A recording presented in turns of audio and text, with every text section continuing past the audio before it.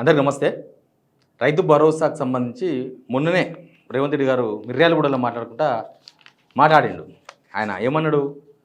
Municipal election అయిపోగానే రైతు భరోసా ఇస్తాం, 9,000 కోట్ల రూపాయలు ఇస్తాం అన్నాడు. దాని మీద రైతులకు రచ్చకట్ట ముచ్చట్లు చాలా ఉంటాయి కదా. అసలు నమ్ముతున్నారా రైతులు? ఒక ముఖ్యమంత్రి చెప్పినప్పుడు నమ్మాల్సిందే, కానీ రేవంత్ రెడ్డి చెప్పిన విషయాన్ని నమ్ముతున్నారా? మున్సిపల్ ఎలక్షన్స్ తర్వాత రైతు భరోసా వస్తుంది. మున్సిపల్ ఎలక్షన్ ఎప్పుడు అయిపోతుంది? ఇంక 4 రోజులైతే అయిపోతుంది, 11వ తారీఖు అయిపోతుంది. మరి అయిపోతే ఇంక 12వ తారీఖు 13వ తారీఖు కొద్దిగా అటో ఇటో 2 రోజులు అటో ఇటో రైతు భరోసా రావాలి.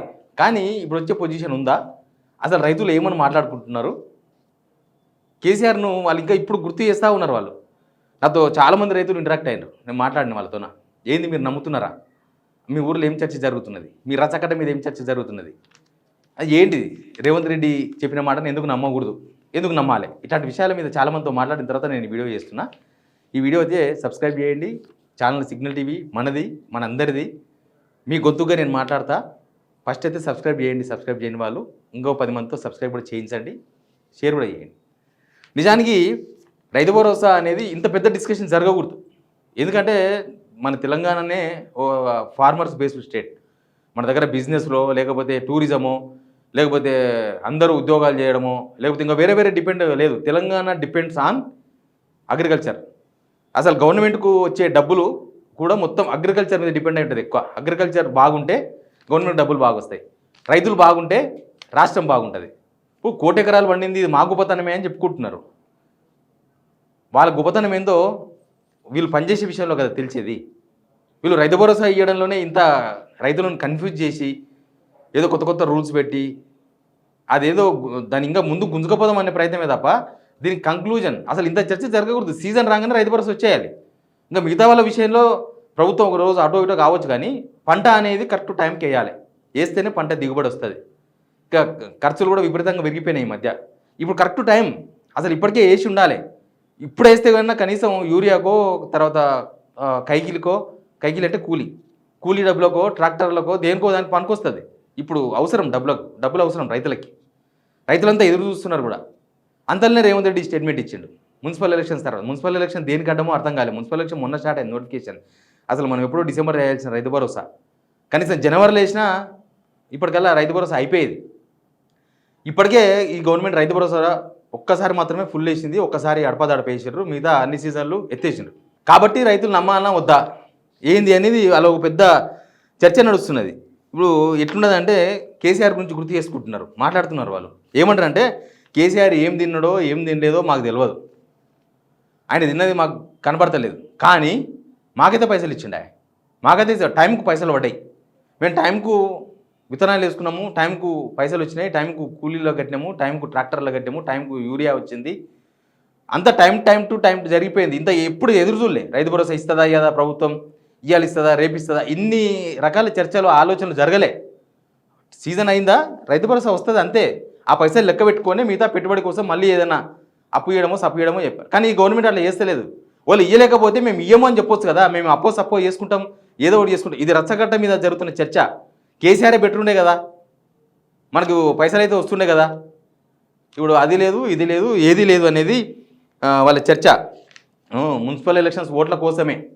ఇప్పుడు మున్సిపల్ ఎలక్షన్స్ అయిన తర్వాత వేస్తా అంటున్నాడా అనే చర్చ కూడా ఉంది రైతులలో. ఇక ఇంత ఓట్లు అయిపోయిన తర్వాత మళ్ళీ గట్టెక్కుతాడా అంటే, ఓట్లు అయిపోయిన తర్వాత ఇంకా గెలిచినా ఓడిపోయినా రైతు భరోసా గురించి ఇంకా మళ్ళీ చర్చ ఉంది. ఇప్పటిదాకా చర్చ లేదు కదా. సీజన్ కాగానే ఇప్పుడు స్కూల్ ఫీజులు ఉంటాయి. ఎట్లుంటాయి స్కూల్ ఫీజులు? నువ్వు తినవో అనవసరం, స్కూల్ అయినా స్కూల్ ఫీజు కట్టమని అడుగుతాడు, కట్టేస్తాం. టైం అది ఇన్ టైం. అది 1 నెల లేట్ అయినా కూడా ఇబ్బంది ఏమి ఉండదు. కానీ ఇక్కడ మనం వరేసినా వేరే వేసినా సీజన్ ఖచ్చితంగా వేయాల్సిందే. ఆ సీజన్కి వేస్తేనే ఆ పంట దిగుబడి వస్తుంది, ఆ పంట పండుతుంది.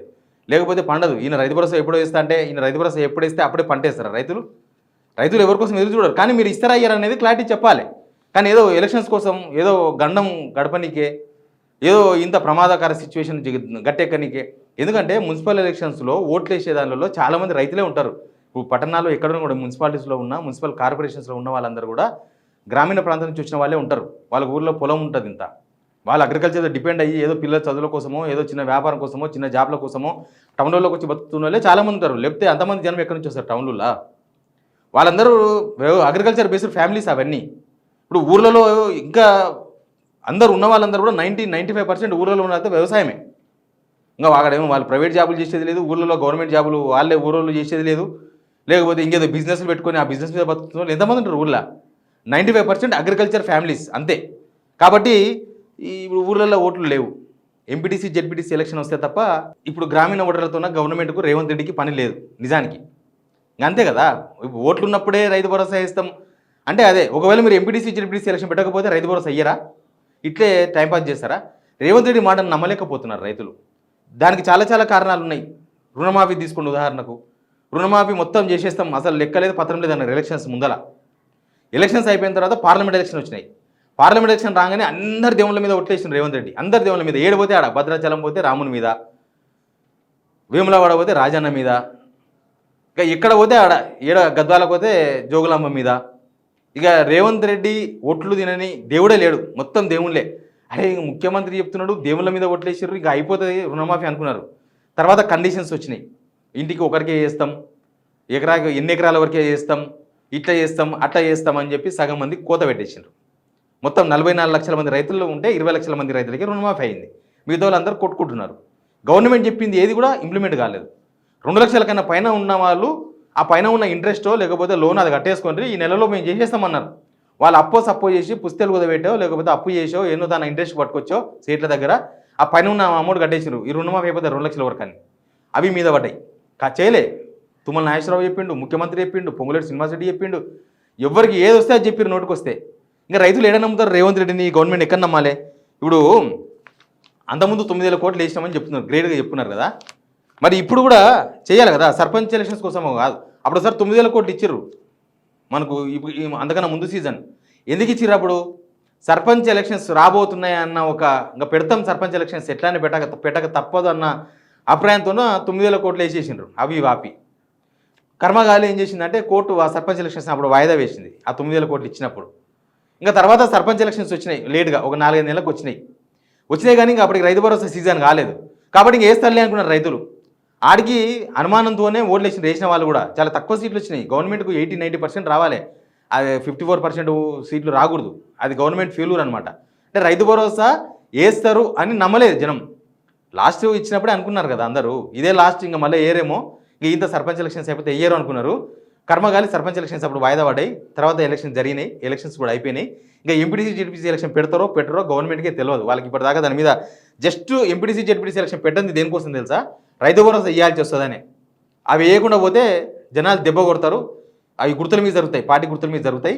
రైతులందరూ కూడా మొత్తం అసలు సర్పంచ్ ఎలక్షన్స్ని ఇట్లా దెబ్బ కొట్టిండ్రు. అంతకుముందు 4 నెలల ముందు ఇస్తేనే, ఇప్పుడు ఇవ్వకుండా పోతే దెబ్బేస్తారనే ఆ ఎలక్షన్స్ను వాయిదా వేసుకుంటూ వచ్చారు. ఆ ఎలక్షన్స్ పెట్టరో కూడా తెలియదు. చాలామంది రైతులు ఏం కోరుకుంటున్నారంటే అది ఇస్తారా ఇయ్యరా, ఇవ్వకపోతే ఏమని చెప్పండి, ఇస్తే ఇవ్వండి, సీజన్ ఇది. అదును దాటిపోయిన తర్వాత పంట చేతికొచ్చే టైంలో లేకపోతే మొత్తం అప్లపాలైన తర్వాత నువ్వు రైతు భరోసా ఇస్తే ఇంట్రెస్ట్కి సరిపోదు. మళ్ళీ అప్పుడు దేనికి సరిపోదు. అసలు ఈయన రైతు బిడ్డ అని చెప్పుకుంటాడు, పేదోడు బిడ్డ అని చెప్పుకుంటాడు. నాకు పేదరికం ఎక్స్కర్షన్ కానే కాదు, నాకు అన్నీ తెలుసు అంటాడు. మరి అన్నీ తెలిసినోడు రైతులను ముంచుతాడా? అన్నీ తెలిసినోడు రైతులకు రైతు భరోసా ఇవ్వకుండా ఇప్పుడు పోనీ పైసలు లేవు అనేటట్టు కూడా లేదు కదా. పైసలు లేకపోతే ఫుట్బాల్ మ్యాచ్ ఆడతలేడా? ఫుట్బాల్ మ్యాచ్కు సింగరేణికి వెళ్ళి 10 కోట్లు, బయటికి వెళ్ళి ఇంగిన్ని కోట్లు, అది 100 కోట్లు అంటున్నారు. గ్లోబల్ సమ్మిట్ అని పెట్టిర్రు, దానివల్ల ఎంత ప్రతిఫలం వచ్చిందో తెలియదు. దానికి 100 కోట్లు పెట్టిర్రా 1000 కోట్లు పెట్టిర్రా లెక్క తేలలే. ఇంకా అందాల పోటీలు పెట్టిర్రు, దానివల్ల తెలంగాణకి ఏమొచ్చింది? హెలికాప్టర్ వేసుకొని గిరా గిరా గిరా గిరా తిరుగుతున్నారు. ఈ నుంచి ఆడిపోయినా ఆ నుంచి ఈడికి వచ్చినా హెలికాప్టర్లో తిరుగుతున్నారు. పొద్దుగాలేసి ఎలక్షన్ వస్తే హెలికాప్టర్ వేసుకున్నారు. ఇప్పుడు రేవంత్ రెడ్డి తిరుగుతలేడా? రోజు సాయంత్రం కానీ హెలికాప్టర్ వేసుకోవాలి, జిల్లాకు పోవాలి, అన్ని మాట్లాడాలి, అబద్ధాలు చెప్పాలి, వచ్చేసేయాలి. అంటే వీళ్ళు ఎక్కడ? ఇప్పుడు ఆయన ఫుట్బాల్ మ్యాచ్ ఆడనికనే 7 కోట్ల రూపాయలు ఖర్చు పెట్టిండు. ఈడ మినిస్టర్స్ల క్వార్టర్స్లో బాత్రూమ్కి 34 లక్షలు ఖర్చు పెట్టిండ్రు. సెక్రటేరియట్లో ఒక్కొక్క ఛాంబర్కు అద్దాలు పెట్టి ఇట్లా అన్ని ఛాంబర్లు విడదీనికే ఆడ కూడా లక్షలు 70 లక్షల రూపాయలు పెట్టిండ్రు. డబ్బులన్నీ వృధా చేస్తున్నారు కదా. ఆ పైసలే రైతు భరోసా కింద మలపొచ్చు కదా. కాంట్రాక్టర్లకు ఇచ్చి కమిషన్లు తీసుకుంటలేరా మీరు? 1,000 కోట్ల కాంట్రాక్టర్లకు ఇస్తున్నారు కదా, చిన్న కాంట్రాక్టర్ కూడా ఇస్తలేరు పైసలు.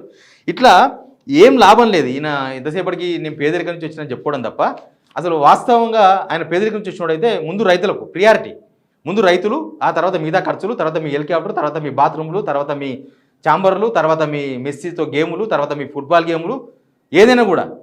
మీరేమో మంచిగానే ఉన్నారు, రైతులేమో ముంచుతున్నారు. ఎనీవే రచ్చగడ్డ మీద జరుగుతున్న ముచ్చట్లు పచ్చిగా చెప్పినాను నేను. ఇదే మాట్లాడుకుంటున్నారు. అరే కేసీఆర్ అన్న ఏముండే కదా, ఈ ఇట్లా చేస్తున్నాడు రేవంత్ రెడ్డి, మొత్తం ముంచేసే మమ్మల్ని అని మాట్లాడుకుంటున్నారు. అయినా నేను ఒక క్వశ్చన్ అడుగుతున్నా రైతులను, ఇప్పుడైనా రైతు భరోసా వస్తుందని నమ్ముతున్నారా? రేవంత్ రెడ్డి చెప్పిన తర్వాత మీరు నమ్ముతున్నారా లేదా కింద కామెంట్ బాక్స్ చెప్పండి. రైతులు, రైతు బిడ్డలు అందరూ రెస్పాండ్ కాండి. Please subscribe.